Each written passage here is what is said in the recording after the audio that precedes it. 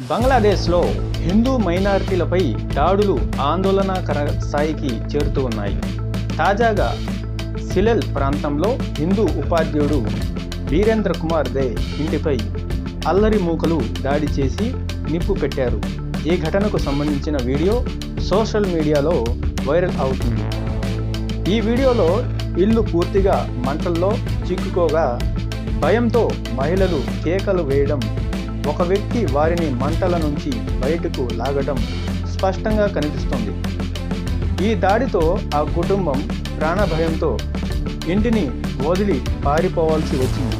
స్థానికంగా పరిస్థితి ఉద్రిక్తంగా మారింది. ఇదిలా ఉండగా సునామ్నాంజ్ జిల్లాలో మరో దారుణం జరిగింది. జాయ్ మహాపాత్రో అనే హిందూ వ్యక్తిని బలవంతంగా విషం తాపించి చంపినట్టు సమాచారం అందుతోంది. ఈ ఘటనపై స్థానికులు తీవ్ర ఆందోళన వ్యక్తం చేస్తూ ఉన్నారు. బంగ్లాదేశ్లో హిందూ మైనారిటీల భద్రతపై పెద్ద ప్రశ్నలు తలెత్తుతూ ఉన్నాయి. ప్రభుత్వం తక్షణమే స్పందించి దోషులపై కఠిన చర్యలు తీసుకోవాలని అంతర్జాతీయంగా డిమాండ్లు వెల్లువెత్తుతూ ఉన్నాయి.